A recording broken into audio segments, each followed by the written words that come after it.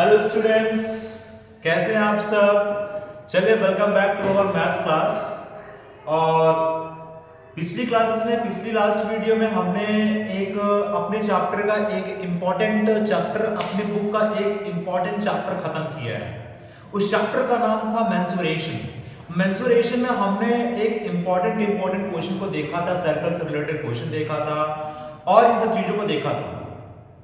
जो भी अगर आपको प्रॉब्लम होगी तो आगे बताएंगे, डाउट सेशन में आपको हम कंफर्म करेंगे और आपको डाउट्स हम आगे आपके चालू बता देंगे। आप उनको लगाते रहिए। आज हम अपने ही बुक का एक इंपॉर्टेंट चैप्टर एक और है, चैप्टर नंबर 16 है। मैंने यहाँ लिख रखा हूं चैप्टर नंबर 16, जिसको हम कहते हैं data handling.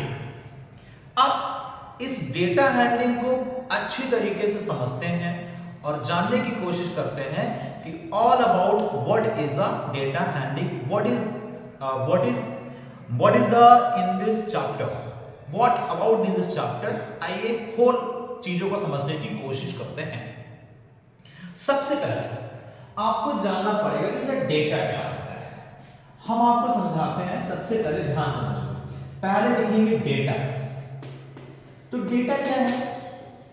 Data is a collection of numerical information. क्या आपने बोला? Collection of numerical information. Numerical information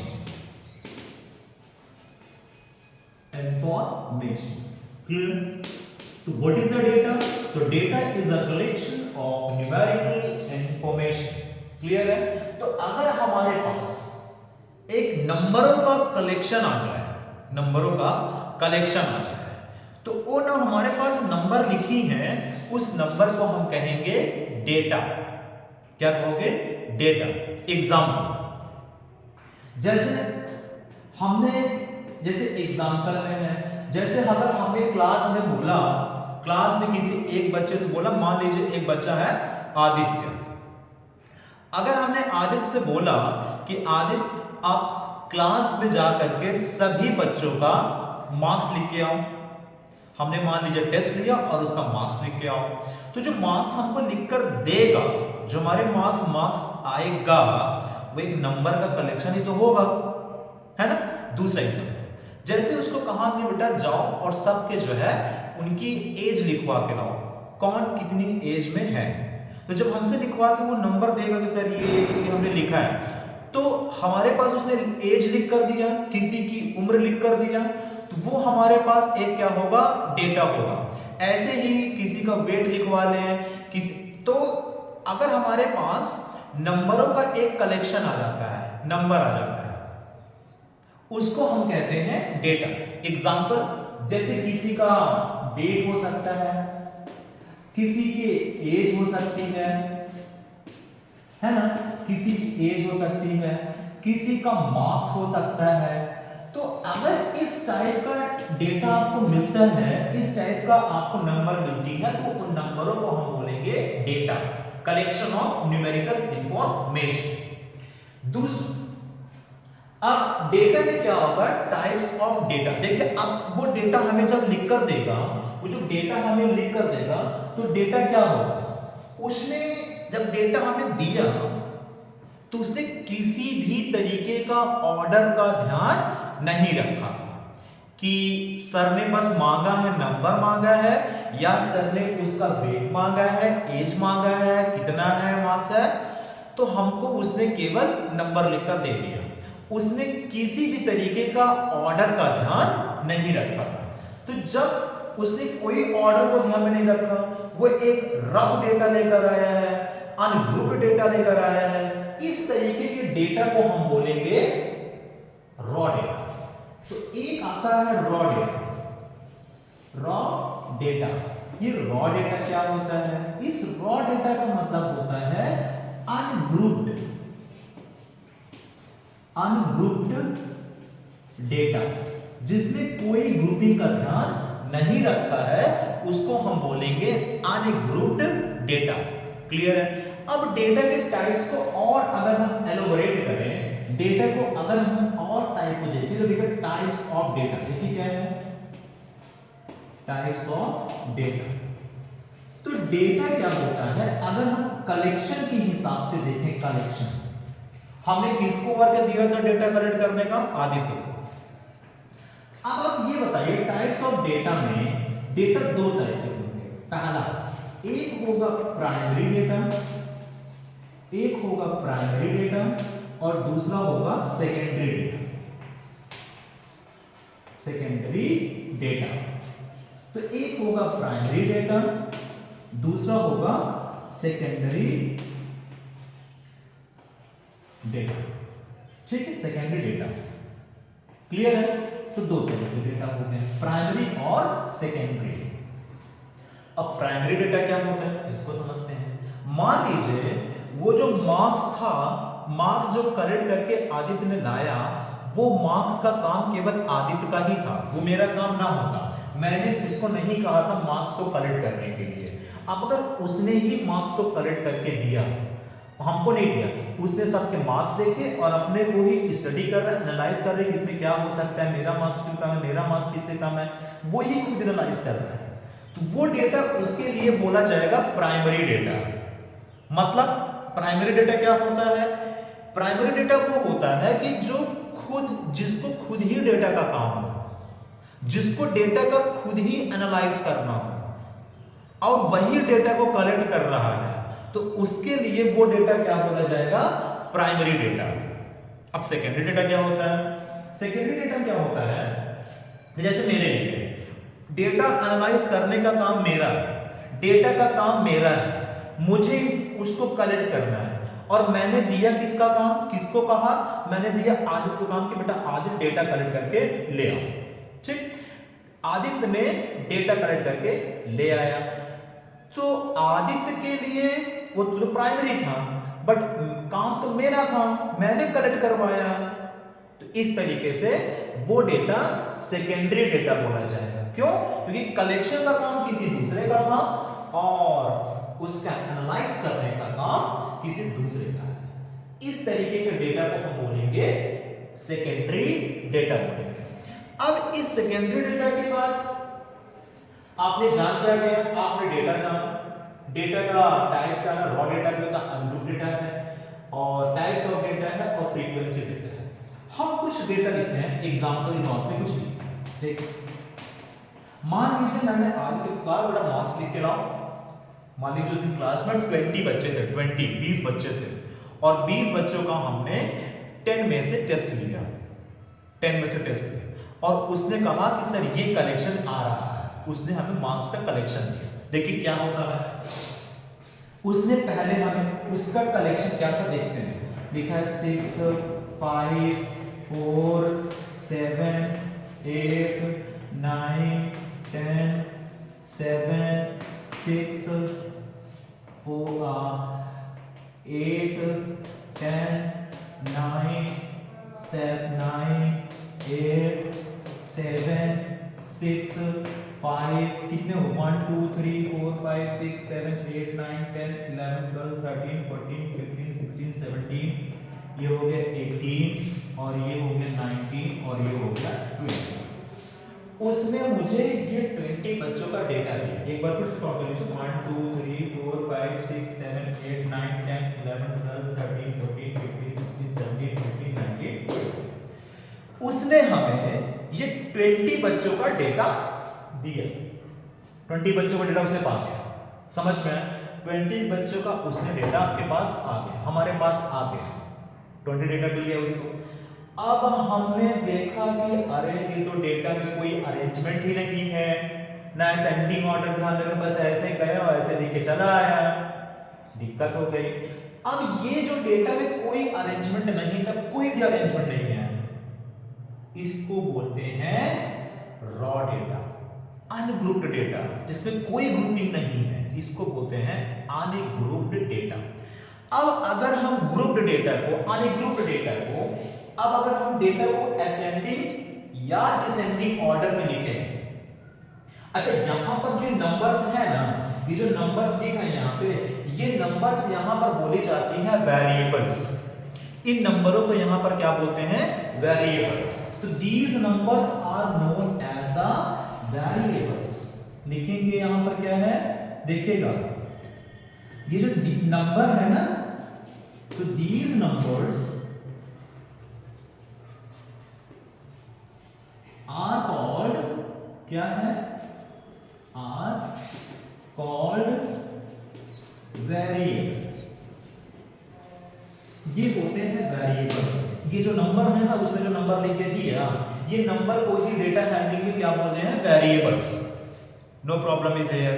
अब इस डेटा में देखेंगे क्या, ये डेटा को अगर हम लिखते हैं, अरेंज करते हैं, इस डेटा को अरेंज करते हैं, ऑर्डर में रखते हैं, तो चलिए आपका किस में मन है, असेंडिंग ऑर्डर में रखें कि डिसेंडिंग ऑर्डर में रखते हैं? चलो असेंडिंग ऑर्डर में देखते हैं क्या होगा। सबसे कम मार्क्स कितना पाया है?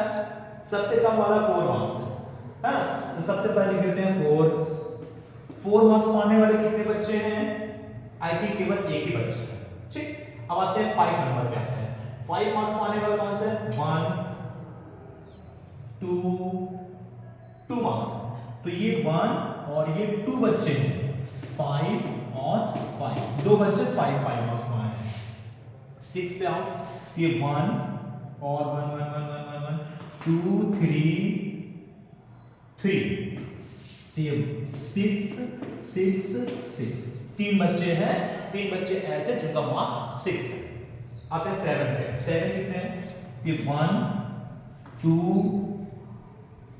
3 3 7 मार्क्स पाने वाले भी 3 बच्चे। अब आते हैं 8 पे। 8 मार्क्स क्या आते हैं? तो 8 मार्क्स किसका देखते जाओ, 1 1 2 3, ये भी 3 है, इसको भी लिख दीजिए 1 2 3। अब नेक्स्ट, अब आते हैं 9 मार्क्स। तो 9 मार्क्स कौन है?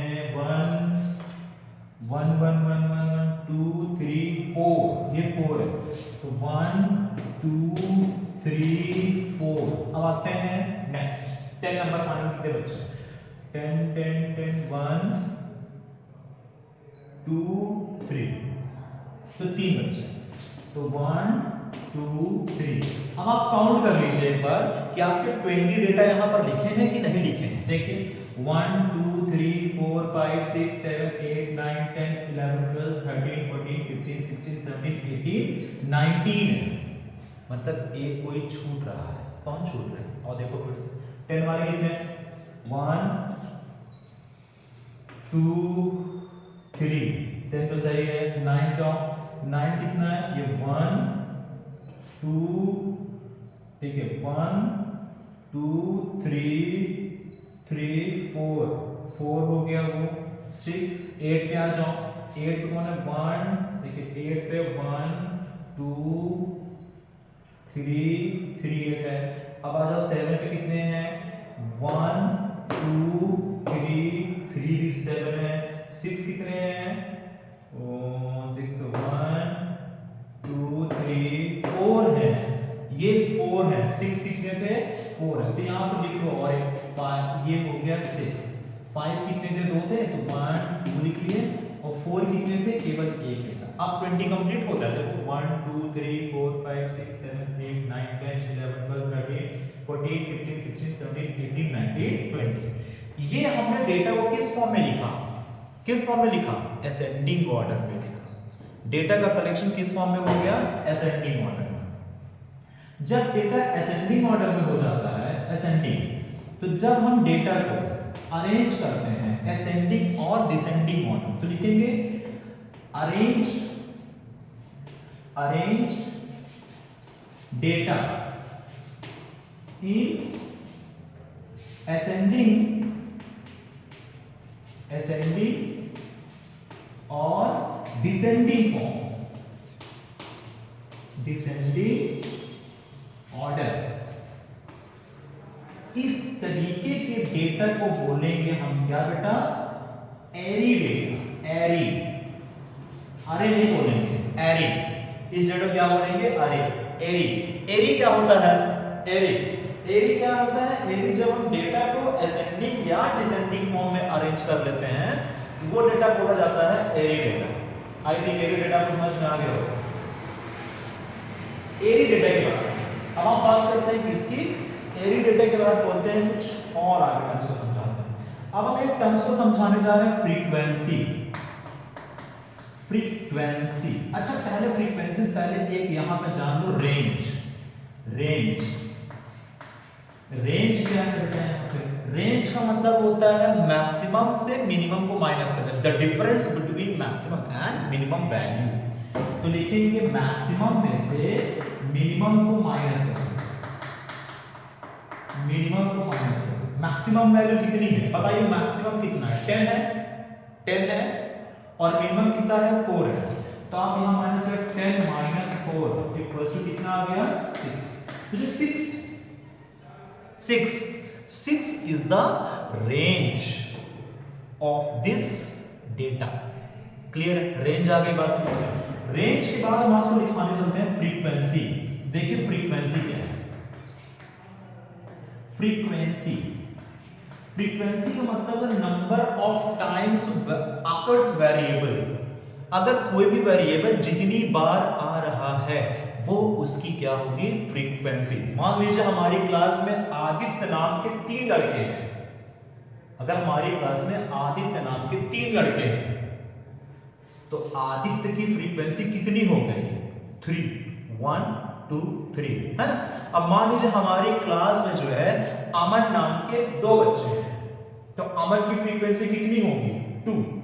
यहां पर अगर आप देखें तो यहां पर 5 की फ्रीक्वेंसी कितनी है? 5 कितनी बार आया? 2 टाइम्स है। तो 5 की फ्रीक्वेंसी 2 हो गई, 6 की फ्रीक्वेंसी 4 हो गई, 7 की फ्रीक्वेंसी 3 हो गई क्योंकि 7 3 टाइम्स आया है, 8 की फ्रीक्वेंसी 3 टाइम्स, 9 की फ्रीक्वेंसी 1 2 3 4 9 टाइम्स। क्लियर है? समझ में आया? अब ये तो एक शॉर्ट डेटा है, छोटा सा डेटा है ना? ये तो एक छोटा डेटा है। तो इस तरीके से हम छोटे डेटा को रिप्रेजेंट करते हैं। लेकिन मान लो यहां 20 की जगह पर 60 बच्चे होते हैं, है ना? 70 बच्चे होते, 100 बच्चे होते, उसको कैसे करते हैं? तो उसको करने के लिए अब हमारे पास आता है क्या? Frequency distribution table. अब हम अगली क्लास में फ्रीक्वेंसी डिस्ट्रीब्यूशन टेबल के बारे में स्टडी करेंगे। लेकिन आज हमने क्या पढ़ा? एक बार फिर से रिकैप करें अगर हम, तो सबसे पहले हमने पढ़ा डेटा। डेटा क्या है? Collection of numerical information. Numerical information कुछ भी हो सकता है, किसी का मार्क्स वगैरह कुछ भी हो सकता है। रॉ डेटा क्या है? अनग्रुप डेटा है। टाइप्स ऑफ डेटा में हमने लिखा प्राइमरी डेटा और सेकेंडरी डेटा। प्राइमरी का मतलब क्या होगा? जो कलेक्शन खुद ही करे और खुद ही एनालाइज करे। सेकेंडरी डेटा मतलब हमें काम है, हम कलेक्शन करने का हम किसी दूसरे को दिए हैं, या हमने डेटा का एग्जांपल लिखा। अब हमने कहा जो उसमें दीज नंबर्स जो हैं, जो उनके जो नंबर यहाँ पे हैं उनको हम वेरिएबल्स बोलते हैं। ये हमने कुछ वेरिएबल्स लिखा। और एरी डेटा क्या होता है? जब डेटा को असेंडिंग और डिसेंडिंग ऑर्डर में अरेंज कर देते हैं तो एरी डेटा बोला जाता है। रेंज क्या होता है? मैक्सिमम से मिनिमम वैल्यू को माइनस कर देता है। फ्रीक्वेंसी क्या होता है? जो वैल्यू जितनी बार आई होती है उसको हम बोलते हैं एरी डेटा। हमने यहां तक पढ़ लिया, ये हमारे का एक इंट्रोडक्शन पूरा था ग्राफ का। अब हम अगली क्लास में एक बार इसको देख लीजिए, स्क्रीनशॉट ले लीजिए, क्योंकि ऐसे ही कॉपी में आपको लिखना है।